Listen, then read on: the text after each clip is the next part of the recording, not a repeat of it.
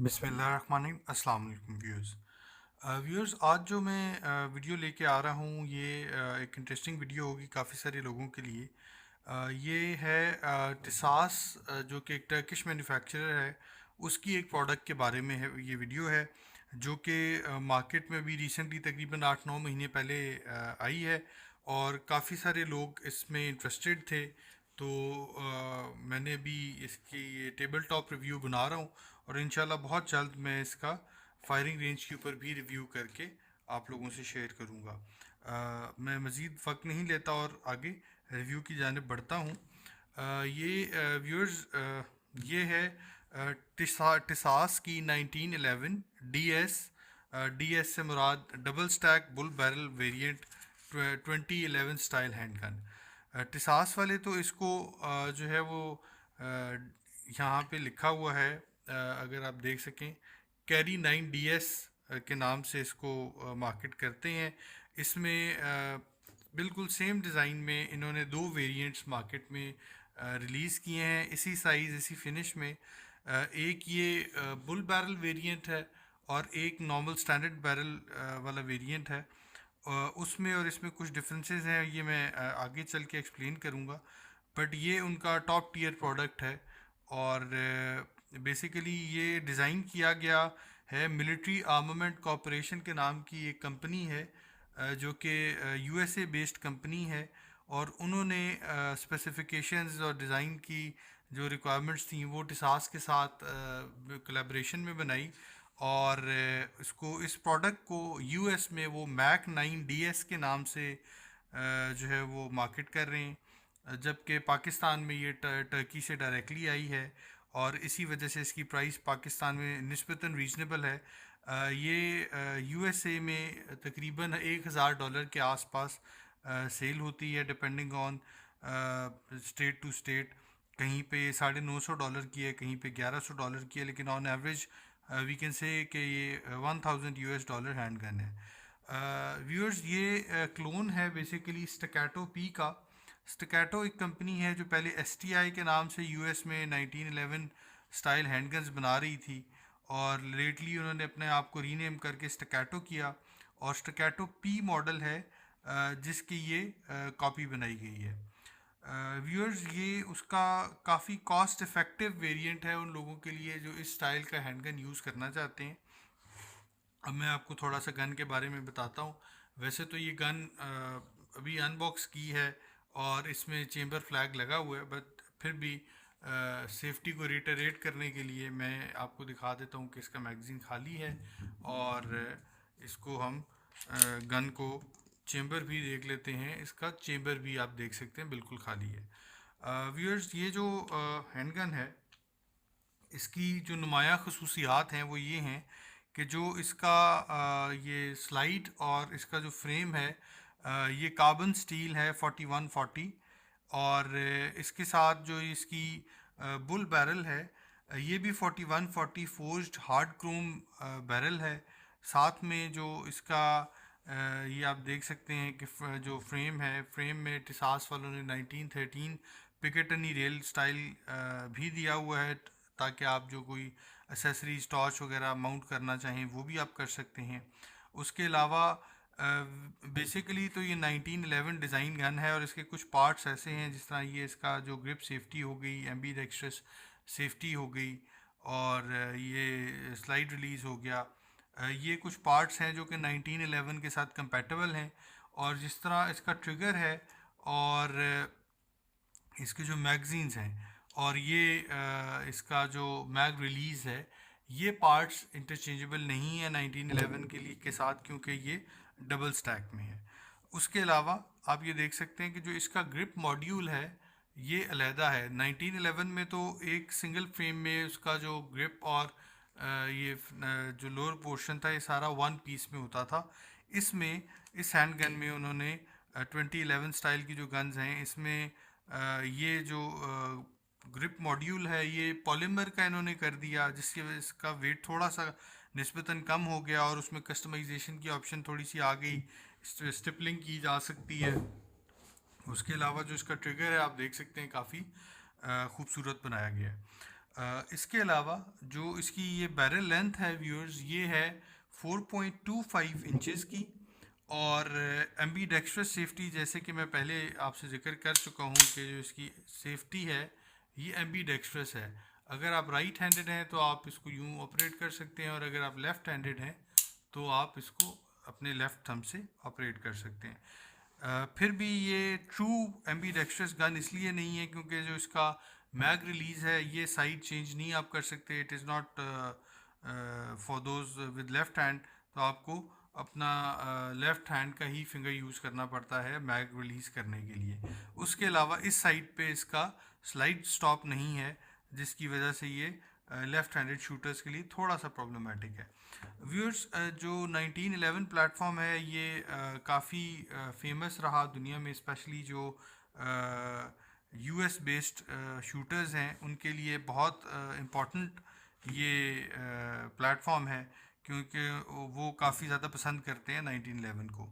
However lately जो ये tactical shooting हो गई, या स्पेशली जो सेल्फ डिफेंस वाले लोग कैरी करने के लिए जो लोग हैं वो, और ड्यूटी जो रिक्वायरमेंट है, मिसाल के तौर पे मुख्तलिफ लॉ इन्फोर्समेंट एजेंसीज, उन सब की रिक्वायरमेंट जो है वो डबल स्टैक गन की इस वजह से हो गई है कि उसकी कैपेसिटी ज़्यादा होती है। 1911 स्टाइल गन में जनरली सिंगल स्टैक मैगजीन्स आते थे जिनमें 7 या 8 बुलेट्स की कैपेसिटी थी। इसमें आप देख सकते हैं 17 राउंड्स की कैपेसिटी है, +1 in the chamber, so that makes it a total of 18 rounds जो कि आप इसमें डाल सकते हैं। तो आपकी सेल्फ डिफेंस या ड्यूटी रिक्वायरमेंट दोनों को ये बड़े अच्छे तरीके से पूरा करता है। उसके अलावा जो टैक्टिकल शूटर्स हैं वो भी काफ़ी पसंद करते हैं इस प्लेटफॉर्म को। उसकी वजह ये है कि जो ये 1911 का प्लेटफॉर्म है ये सिंगल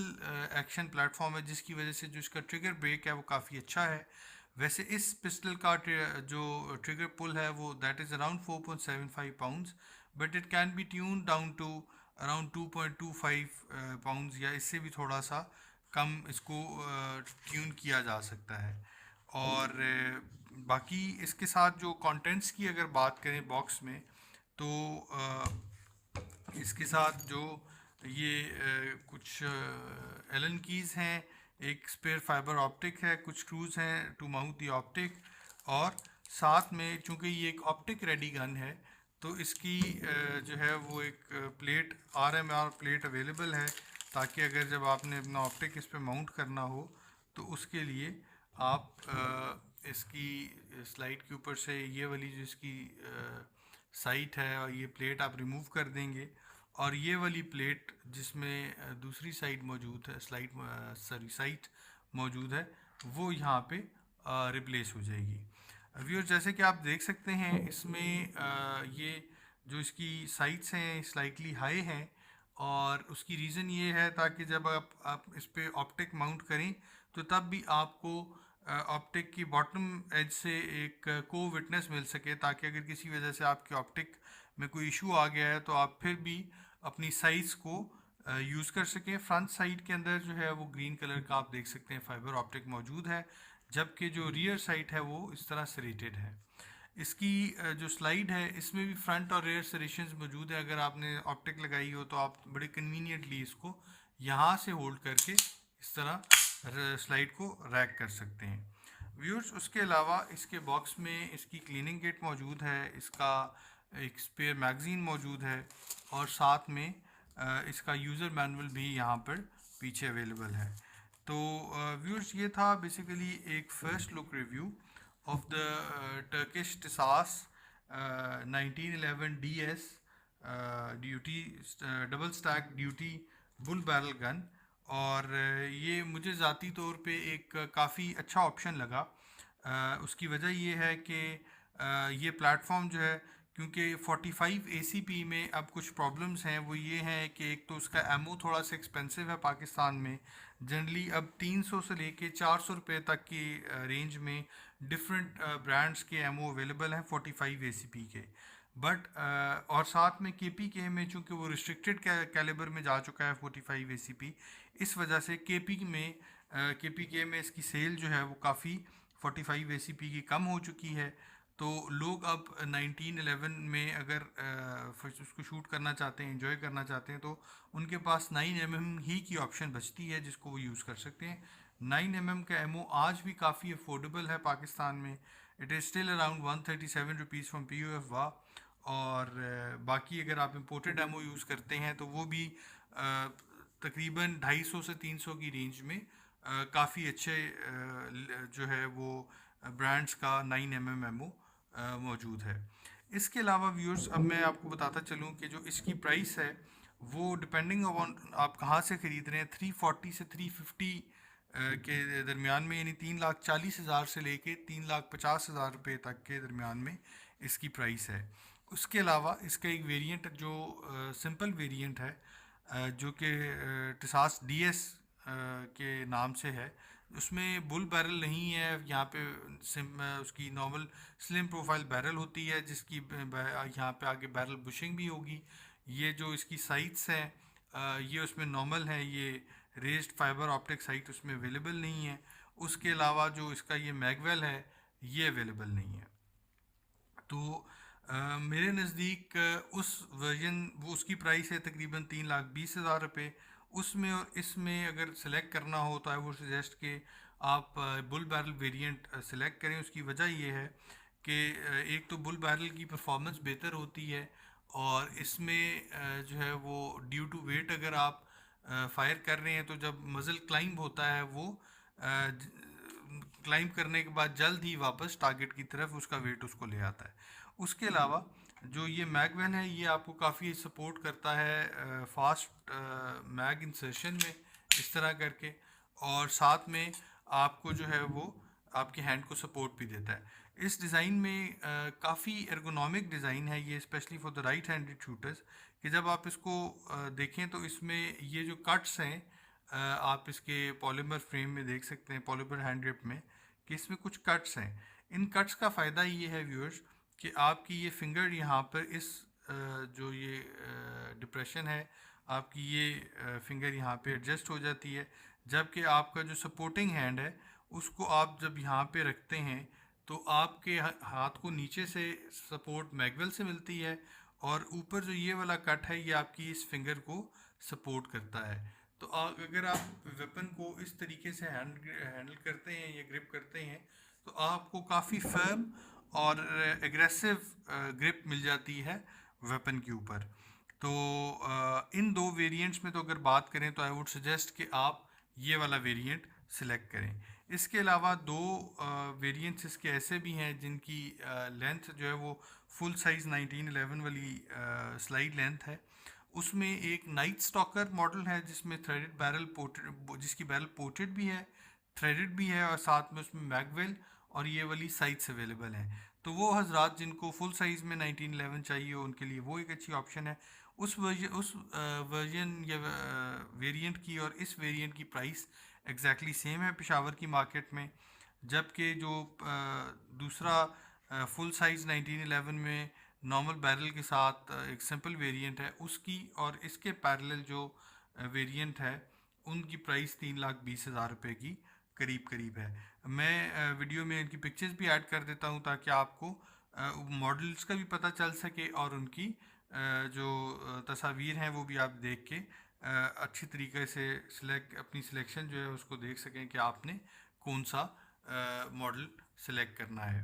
तो व्यूअर्स, अगर आपको वीडियो अच्छी लगी तो उसको लाइक, शेयर और सब्सक्राइब ज़रूर कीजिएगा, और इंशाल्लाह बहुत जल्द आपके लिए इसका एक रेंज रिव्यू लेके आऊँगा ताकि आप जो डिसीजन मेकिंग प्रोसेस है आपका ये वेपन ख़रीदने के हवाले से उसको जो है वो आसानी हो सके आपके लिए उसमें।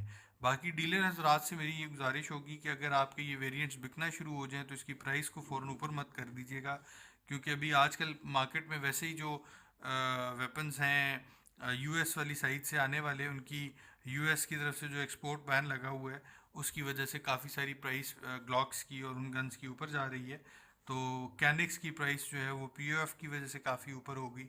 तो टिसास या ऐसे जो वेरिएंट्स हैं जो अभी मार्केट में बाकी डीलर्स इंपोर्ट कर रहे हैं उनसे गुजारिश होगी कि अपना प्रॉफिट मार्जिन जायज़ रखें, और जो शूटर्स हैं, शूटिंग कम्युनिटी है, उसको ज़रूर हेल्प आउट करें। अस्सलाम वालेकुम।